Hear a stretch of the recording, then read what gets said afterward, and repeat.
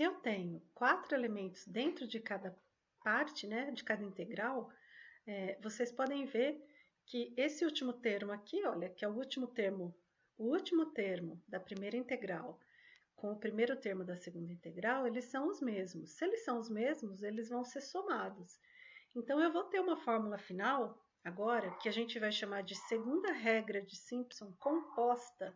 Então, a gente tinha a regra do trapézio simples e a composta, a primeira regra de Simpson simples e composta, e a segunda regra de Simpson simples e composta.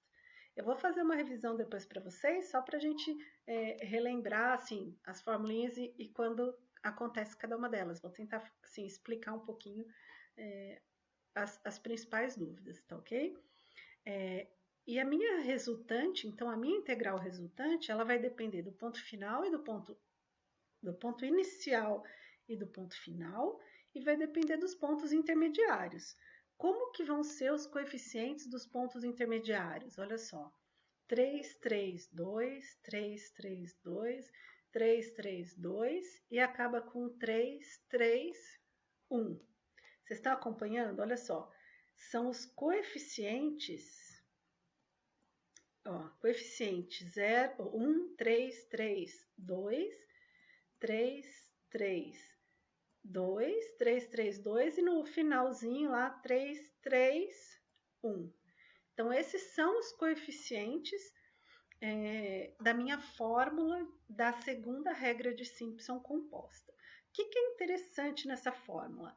Essa fórmula é interessante porque você sempre vai montando de 4 em 4 pontos. Então, a sua fórmula final, ou o seu número de pontos, ele vai ter que ter um número n de intervalos que é múltiplo de 3. Então, por que múltiplo de 3? Porque, olha só, vamos pegar só essa primeira integral aqui. Quantos intervalos eu tenho aqui? 3. E eu sempre vou pegar de 3 intervalos em 3 intervalos. Então, para utilizar a segunda regra de Simpson, o número de intervalos tem que ser múltiplo de 3. Quando nós vimos lá na segunda regra de Simpson composta, tá? Quando a gente viu a primeira regra de Simpson, a composta, a gente viu que o número de intervalos tinha que ser par. Por quê? Porque lá você pegava sempre de 3 em 3 pontos. O que quer dizer 3 em 3 pontos? Eu tinha 2 intervalos, tá? E aqui no caso, eu estou pegando sempre de 4 pontos, então eu tenho 3 intervalos. Então, segunda regra de Simpson composta, número de intervalos múltiplo de 3, ok? O que é importante a gente falar a respeito das 3 técnicas que a gente tem sobre integrais? É importante a gente falar sobre a ordem de convergência, que nada mais é a velocidade com a qual essa função vai convergir para o seu limite ou minimizar o seu erro, tá? Comparando as expressões do erro, então eu tenho aqui, erro do trapézio, erro de Simpson 1, S1, e o erro de Simpson 2, S2. Se a gente comparar as 3 fórmulas, vocês vão ver que a do trapézio, ela depende do número de intervalos elevado ao quadrado. Enquanto Simpson 1 depende do número de intervalos elevado à quarta, assim como Simpson 2. Então, a regra do trapézio, ela vai ter um erro maior do que Simpson 1 e Simpson 2, tá? Então, comparando os erros, a gente verifica que as fórmulas de Simpson, elas têm convergência N4, enquanto as do trapézio têm convergência N2. A fórmula do erro do trapézio depende da derivada segunda e a fórmula Simpson 1 e Simpson 2 depende da derivada quarta. Se vocês tivessem que escolher entre Simpson 1 e Simpson 2, e vocês pudessem definir o número de pontos a serem usados, Simpson 2 é melhor. Por que é melhor? Porque apesar de você ter um número dividindo aqui que é menor, 80, e aqui é 180, o número de intervalos da Simpson 2 vai ser maior do que Simpson 1. Então, o que vai acontecer é que o erro da Simpson 2, ele normalmente, né, vai ser menor do que a de Simpson 1, tá bom? Então, é um jeito de vocês escolherem sobre isso aí. Mas o que na verdade define a escolha de qual das técnicas usar. É o número de intervalos que eu tenho. Então, se eu estiver trabalhando com a regra do trapézio, eu posso ter qualquer número de intervalos dentro do meu conjunto de pontos. Mas se eu estiver trabalhando com Simpson de primeira ordem ou de segunda ordem, eu tenho que olhar para o meu número de intervalos. Se o meu número de intervalos for par, então eu não tenho como usar a segunda regra de Simpson composta. Eu tenho que usar a primeira regra de Simpson composta, ou a primeira regra de Simpson simples, né?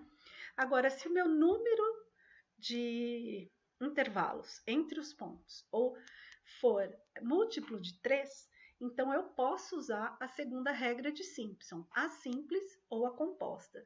E aí, se eu pedisse para vocês assim, desse uma tabela de pontos e falasse, escolhe o método que tem o menor erro. Vocês vão ver quantos pontos a gente tem naquela tabela.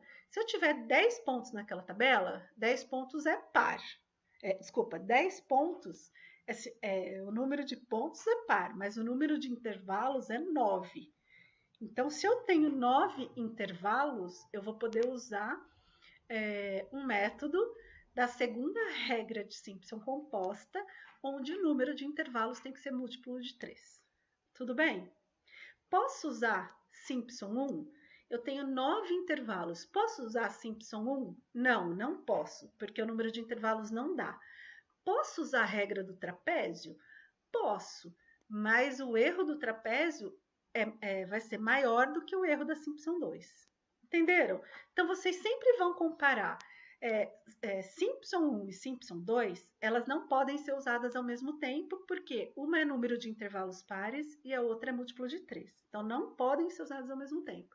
Então, sempre vocês vão comparar ela com o trapézio. E o erro do trapézio, ele é maior do que as outras, tá? Então, se eu pedir para vocês usarem o método com o menor erro, vocês vão olhar para o número de intervalos para poder decidir isso aí. E para a fórmula do erro de cada um dos métodos, claro. Tudo bem? Ficou claro, pessoal? As regras de Simpson, elas vão convergir para o resultado exato com a mesma velocidade, mas elas vão ser mais rápidas do que a do trapézio, que foi exatamente o que eu falei, tá? Vamos fazer alguns exercícios. Eu vou fazer 2 exercícios distintos e, por favor, prestem bastante atenção, tá bom? Então, olha só, eu tenho um tanque esférico de raio 5 metros e ele está cheio de água. Então, esse tanque aqui, olha só. A água, ela vai ser drenada por um orifício que está situado no fundo do tanque. Então, o tanque está aqui encostado no chão. Eu tenho um orifício de raio 0,1 metros que está situado no fundo do tanque e a água vai escorrer por aqui. Então, esse tanque, ele está totalmente cheio de água, tá? Aí ele fala que a variação do nível de água, então, o que acontece com a água aqui no tanque? A água, ela está até aqui em cima. Quando eu abro esse buraco aqui, ela começa a vazar e essa água aqui começa a diminuir a sua altura. Então, a gente tem um nível que a gente chama de altura H, que é o nível da água. Aí ele fala o seguinte, como a água está saindo pelo buraco, essa variação da altura vai ser em função do tempo, tá ok? E ele me diz que a variação do nível de água H com o tempo em segundos é dada por uma certa expressão. Então, olha só, a variação do tempo é dada em função da variação da altura. E isso aqui tem uma equação aqui na frente, então ele fala o seguinte, o tempo varia em função da altura com essa equação aqui. E ele fala que, bom, na equação tem R, tem H, tem o raiozinho menor, tem a gravidade, tem a altura H e tem R. Ele fala que G é a aceleração da gravidade. Então, olha só, H que está em cima e embaixo, ele varia, né? Porque a altura da água está variando com o tempo. Então, isso aqui é uma função do tempo com essa altura H. Aí ele pede, utilize a segunda regra de Simpson para estimar o tempo que o nível de água chegue a 1 metro do fundo e divida o intervalo de integração em 9 partes. Ele está falando aqui. E faço os cálculos com 2 casas decimais. Então, olha só, eu vou poder substituir na minha variável, vamos lá para a minha equação. Nossa, já mostrei tudo aqui. Eu vou voltar aqui. Eu posso substituir na minha variável quem é constante. O raio maior é constante. O raio menor também é constante. Então, 25 e 0,1. Né? Quem que é G? 9,8. Quem que é o raio maior? 5. Então, isso aqui vai gerar uma equação que é essa. Ó, dt em função de dH. H é a variável, então eu não sei o valor. Aqui é o G e aqui é o 0,1 ao quadrado. Tá? Então, essa é a equação. Ele quer saber qual é o tempo para a altura H. O que a gente precisa fazer? A gente tem a variação, mas a gente quer, no fundo, a integral disso. Que integral que a gente quer? A gente quer a integral de dt, do lado esquerdo da equação, integral de h. A integral de dt é de tempo de 0 até o tempo t, porque o tempo começa em 0. E essa segunda integral é a integral da altura. Aí eu vou voltar aqui na minha curva. A altura, ela varia como?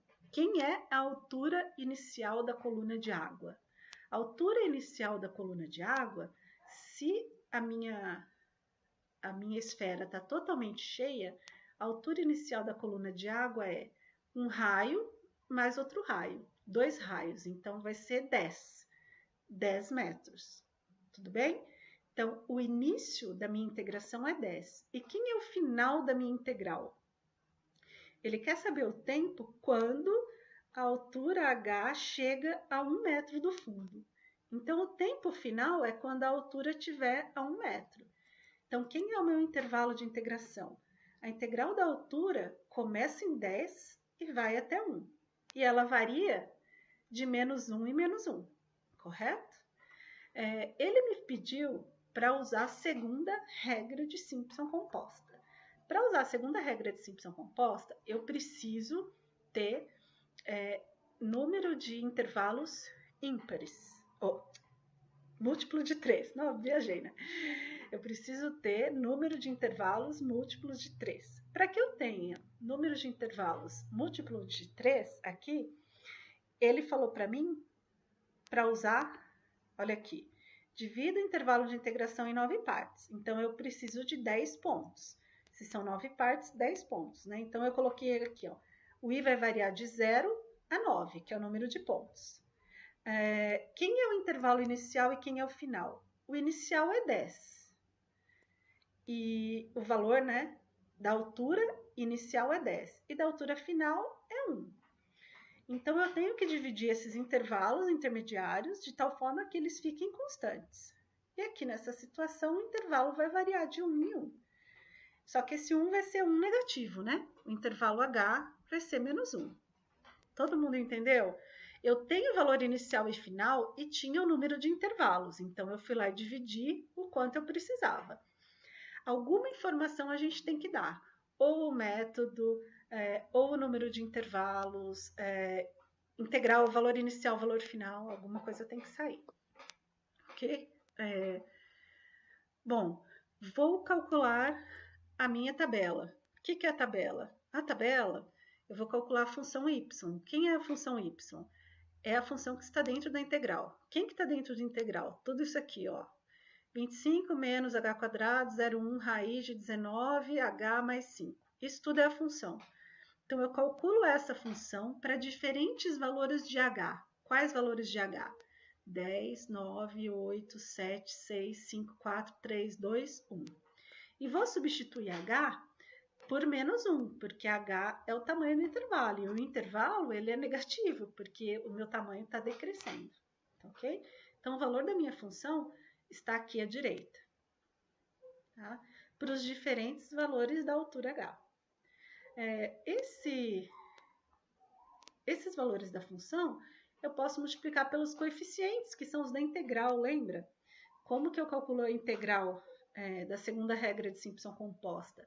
Primeiro e o último coeficiente é 1, e depois eu vou ficar com coeficientes 3, 3, 2, 3, 3, 2, 3, 3, 1. O último eu não tenho 2, correto?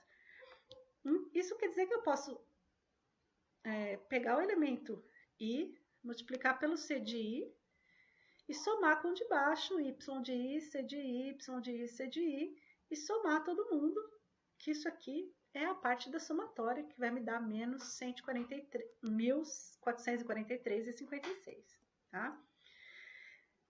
Ou seria equivalente a jogar os pontos lá na minha equação, na equação da integral, e o tempo vai ser o valor da integral, e o valor da integral é 3h sobre 8, y0 mais 3y1, 3y2, 2y3, até o y9, que é o ponto 10.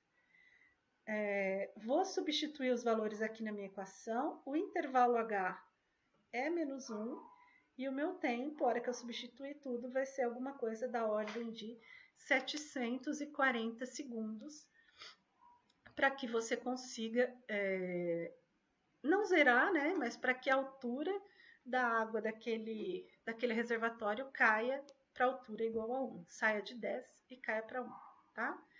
Tudo bem, pessoal? Acho que tranquilo, né? Importante vocês entenderem que o que a gente está fazendo é calcular a integral, tá? Para isso, a gente precisa saber cada função dentro da minha integral. O próximo exemplo é o exemplo do PROCON, lá do quilo de açúcar. Ele pede para estimar o valor da integral usando a segunda regra de Simpson composta, e ele fala para usar 9 intervalos, então eu tenho que ter 10 pontos, e estime o erro. O erro é dado em função do xn menos x0 à quinta, derivada da função, o número de intervalos, né? Então, primeiro a gente monta a tabela. Por que a gente monta a tabela? Porque a integral, né, para 10 pontos ou 9 intervalos, ela vai ter esses pontos aqui. Monta a tabela dos pontos, né, de 0 a 9. Então, eu tenho 10 pontos e 9 intervalos. Divido o meu intervalo de integração. Posso ver aqui, ó. Quem é o intervalo de integração? O primeiro ponto é 0, o último ponto é 1,8. Então, eu vou colocar 0 no primeiro ponto, 1,8 no último. E depois eu tenho que dividir esses intervalos de forma igualmente espaçadas. Então, a minha separação vai ser alguma coisa da ordem de 0,2, tá? Alguma coisa, não, né? Vou dividir o tamanho do intervalo, 1,8 por 9, vai me dar h igual a 0,2. Então, eu vou colocar os diferentes valores de x. Depois disso, no próximo elemento da tabela, eu calculo quem são os valores de y da minha tabela. Eu cliquei sem querer. Calculo os valores de y. Quem é y? Y é a função que está dentro da integral. Quem está dentro da integral? Exponencial de menos x² sobre 2. Substituo os valores de x, 0,2, 0,4, 0,6, e acho os valores, tá? Posso colocar do lado direito quem são os coeficientes, que são os coeficientes da nossa fórmula. 1, 3, 3, 2, 3, 3, 2, 3, 3, 1. Aqui eu tenho a multiplicação, que é 3 vezes isso, 3 vezes isso, 2 vezes isso, 3 vezes isso, tá? Tenho aqui, ó, o resultado das multiplicações, somo todo mundo, multiplico por 3h sobre 8. Quem é h? h é o espaçamento do ponto x, h é 0,2. Então, o valor da minha integral vai ser 1,1632 e o valor da minha probabilidade é 0,9640, tá bom? Ele me pede também o erro, então vamos lá calcular o erro. Quem é o erro? O erro, aqui está Simpson 1, mas erro da Simpson 2 é x de n menos x0 à quinta, 80n à quarta. Então, vamos lá. O máximo aqui é a quarta derivada da minha função. Então, é o máximo valor da quarta derivada da função num ponto xi. Esse ponto xi, ele está entre o ponto 0, né? Porque aqui no nosso caso, o ponto 0 é 0, e o ponto xn, tá? Vamos lembrar quem que é 0, quem que é xn. 0 é o primeiro ponto, x0, e o ponto xn é o último ponto. Então, eles estão relacionados ao intervalo de integração. Então, nesse caso, o ponto 0 é 0 e o ponto xn é 1,8. Eu vou dividir por 80 vezes o número de intervalos à quarta. Então, é 9 à quarta. Tudo isso que multiplica a quarta derivada da função no seu valor máximo. Então, eu vou derivar a minha função 4 vezes. Quem é a função? E a menos x² sobre 2. Derivo 4 vezes, a função vai ficar isso aqui. Essa é a quarta derivada. Eu vou substituir a quarta derivada no ponto 0, que é o ponto 0, e vou substituir no ponto xn, que é 1,8, e vou pegar de maior valor. A maior valor vai acontecer no ponto 0, porque essa função ela cai, né? É uma exponencial negativa. Então, ela cai quanto maior o valor de x.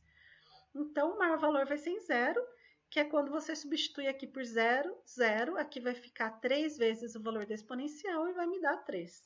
Então, o erro máximo usando a segunda regra de Simpson composta é esse valor vezes 3, que vai dar alguma coisa da ordem de 0,001.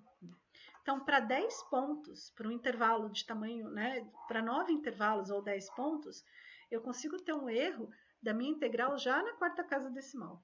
Tá? Então, os métodos são bastante potentes nesse sentido de conseguir minimizar ao máximo os erros para as suas funções. Ok? Até logo!